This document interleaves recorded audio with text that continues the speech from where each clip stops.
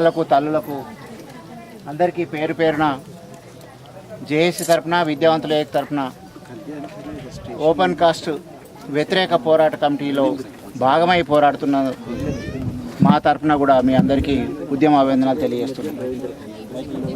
ఇక్కడ ఉన్నటువంటి మునీర్ బాయ్ నేను ఇదే మందమరిలో పుట్టి పెరిగినాం. స్కూల్లో ఇద్దరి మా వేరైనా కూడా ఒకటే క్లాస్మేట్లు మేము.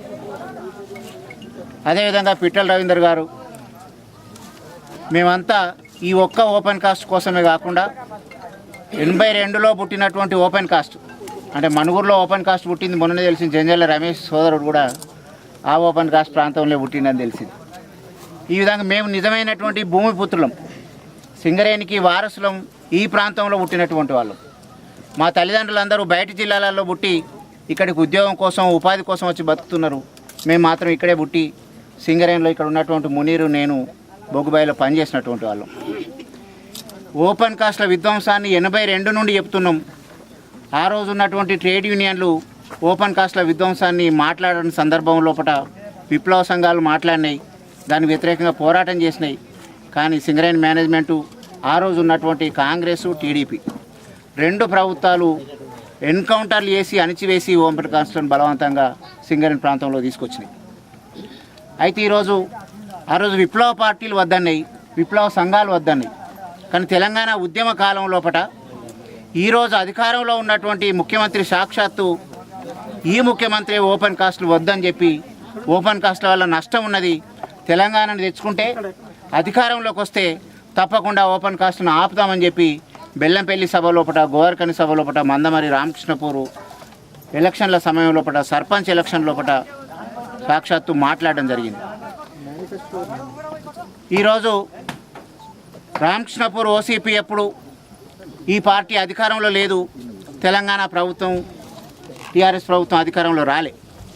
ఆ రోజు ఇప్పుడు అధికారంలో ఉన్నటువంటి మంత్రులు, మన ఎమ్మెల్యే ఈ ప్రాంతం వాళ్ళు కూడా వ్యతిరేకించిండ్రు, పోలీస్ స్టేషన్లో కూడా కూర్చోవడం జరిగింది. కానీ అధికారంలోకి వచ్చి 2 ఏళ్ళైనా కూడా వాళ్ళ అధికారంలో లేనప్పుడు నడిచిన ఓపెన్ కాస్ట్ల సంగతి ఏమో కానీ అధికారంలోకి వచ్చిన తర్వాత కూడా ఈరోజు KK2 ఓపెన్ కాస్ట్ను ఓపెన్ చేస్తానంటే దీన్ని ఏ విధంగా అర్థం చేసుకోవాలో మనం తప్పకుండా దీని గురించి ఆలోచించాలి.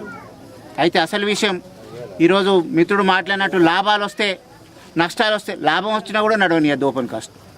ఓపెన్ కాస్ట్ల వల్ల లాభం వస్తే మాత్రం నడవనిస్తామా? జీవితాలు విధ్వంసం అవుతున్నాయి, ఊళ్ళు వల్లకాడ అవుతున్నాయి. కొద్దిగా ఉత్తరం దిక్కుపోతే అక్కడ మీకు SMG 1 ఉంటుంది, ఇటు పడమర దిక్కుపోతే SMG 3 ఉంటుంది. ఇప్పుడే ముసలాయన చెప్పినట్టు 20 కిలోమీటర్ల దూరం నుండి వాగు పుట్టుకొని వస్తుంది. చిన్న చిన్న వాగులు అన్నీ కలిపి మొత్తం గోదావరిలో కలిసేదాకా ఇది పెద్ద వాగిది. ఈ మొత్తం మందమరి, కాస్పేట, మంచిర్యాల లోపల అతిపెద్ద వాగిది. కొద్దిగా ముందు పోతే పాలవాగు కలుస్తుంది. ఈ వాగును అనుకుని ఈ వాగులో మేము మునీర్ బాయ్ మేము ఇక్కడికి వచ్చి స్కూల్లో చదువుకోవడానికి వచ్చి మా బడి ఊలిపోతే ఈ ఊళ్ళో స్కూల్ పెట్టిన ఊరు మందం వాళ్ళు ఇదే వాగులో ఈతలు కొట్టినాం మేము చిన్నప్పుడు, మేము 7వ తరగతి చదువుకుంటప్పుడు. అందుకోసం ఈ వాగు ఉండదు, ఈరోజు నీళ్ళు ఉండయి. సోమగూడెం కాస్పేట లోపల పిల్లనియనని చెప్పిండు, ఆడ నీళ్ళు లేవు కాబట్టి మేము ఆడపిల్లనియము, ఆడపిల్లలను చేసుకొని పోవని చెప్పిండు. ఊరు లేకపోయిన తర్వాత, గ్రామాలు లేకపోయిన తర్వాత, ఉద్యోగాలు లేకపోయిన తర్వాత ఎవరు అభివృద్ధి కోసం అంటే మీకు తెలుసో తెలియదో ఒక డోజర్ 100 కోట్ల రూపాయల విలువ.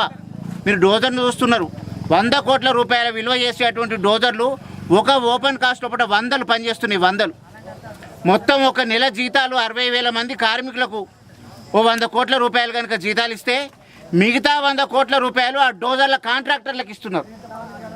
ఇది జరుగుతున్నటువంటి విధ్వంసం. అందుకే ఓపెన్ కాస్ట్ వల్ల విధ్వంసం, ఓపెన్ కాస్ట్ వల్ల నిరుద్యోగం, ఓపెన్ కాస్ట్ వల్ల ఊళ్ళు ఖాళీ కావడం, ఓపెన్ కాస్ట్ వల్ల గోదలు లేకపోవడం, గొర్రెలు లేకపోవడం, బర్రెలు లేకపోవడం, జీవితం లేకపోవడం. అందుకోసం వాళ్ళ లాభాలు వస్తాయి, మీ మీద మట్టి పోస్తామంటే కూడా ఊరుకునేది లేదు. మనుషులు ముఖ్యం, జీవితం ముఖ్యం, పల్లెలు ముఖ్యం, గ్రామాలు ముఖ్యం. 355 రోజుల నుండి మీరు ఇక్కడ నిరాదీక్ష చేస్తున్నారు. ఇప్పటికి 4 సార్లు వచ్చినాం. 20 ఏళ్ళ నుండి కూడా జేఏసీ చెప్తా ఉన్నది, విద్యావంతుల వేదిక చెప్పిండ్రు, విప్లవ సంఘాలు చెప్పిండ్రు. ఎవరు చెప్పినా కూడా గత ప్రభుత్వాలు వినలే. గత ప్రభుత్వాలు వినలే అంటే అవి ప్రభుత్వాలు తెలంగాణ ప్రభుత్వాలు కావు, ఇది తెలంగాణ ప్రభుత్వం. తెలంగాణ వచ్చిన తర్వాత ఇట్లా జరగదని చెప్పి సాక్షాత్తు ముఖ్యమంత్రి చెప్పిండు. కాబట్టి ఈ ముఖ్యమంత్రి చెప్పినటువంటి మాటలను, తన మాటలనే మనం గుర్తు చేద్దాం. నేను మెడ మీద తలకాయ ఉన్నంత కాలం అబద్ధం ఆడ తలను నరుకుంటా కానీ నేను మోసం చేయను, అబద్ధం ఆడనని చెప్పిండు. కాబట్టి ఈ ఓపెన్ కాస్ట్ల కోసం ఈ ప్రభుత్వం ఆ మాటలకు కట్టుబడి ఉండాలని, ఇక్కడ వేస్తున్నటువంటి పోరాటాలు సరిపోవడం లేదు. రోజు డోజర్లను తీసుకొస్తున్నారు, రోజు వీళ్ళు అడ్డం పోతున్నారు. ఇది సాధ్యమయ్యే పని కాదు. నాగేష్ను, బుచ్చన్నను, అక్కలను, చెల్లెలను అందరినీ మందమారి పోలీస్ స్టేషన్ దాకా తీసుకుపోతున్నటువంటి సంఘటనలు, అదేవిధంగా రామ్మూర్తి అనే అటువంటి ఆఫీసర్ అడ్డం దిడ్డంగా మాట్లాడుతున్నటువంటి మాటలు. కాబట్టి మాకు కార్యాచరణ ఉంది. అందులో భాగంగా ఈరోజు జేఏసీ వచ్చింది.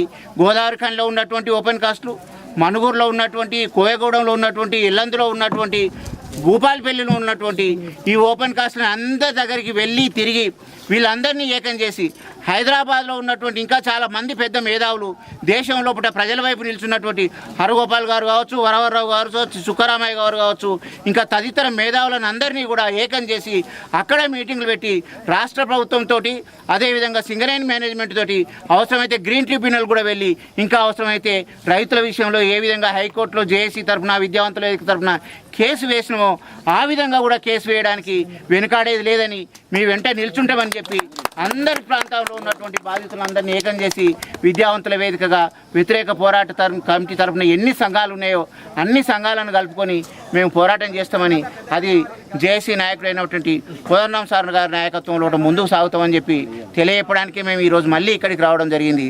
మాకు ఈ అవకాశం ఇచ్చిన మీ అందరికీ, హైదరాబాద్ నుండి ఇంత ఎండలోపట ఈ ప్రాంతాన్ని చూడాలి. మీరు జేఏసీలో ఉన్నారు కాబట్టి జేఏసీలో జరుగుతున్నటువంటి ఈ విధ్వంసం ఏ విధంగా ఉందో, అక్కడ ప్రజలు ఏ విధంగా పోరాటం చేస్తున్నారో, 359 రోజుల నుండి ఏ విధంగా నిరాహార దీక్షలు కూర్చొని ముసలోళ్ళు, ముట్టోళ్ళు అందరూ కలిసి ఏ విధంగా పోరాటం చేస్తున్నారో చూడాలని చెప్పిన వెంటనే మా మనవిని మన్నించి హైదరాబాద్లో ఉన్నటువంటి అన్ని సంఘాల జేఏసీ నాయకులు ఇక్కడికి ఎండలో తరలి వచ్చినందుకు వారికి ఈ ప్రాంతపు జేఏసీ తరఫున, జేఏసీ కన్వీనర్గా కూడా నేను ఈ జిల్లా తరఫున ఉన్నా కాబట్టి పేరు పేరున వారికి ధన్యవాదాలు తెలియజేస్తూ ముగిస్తున్నాను.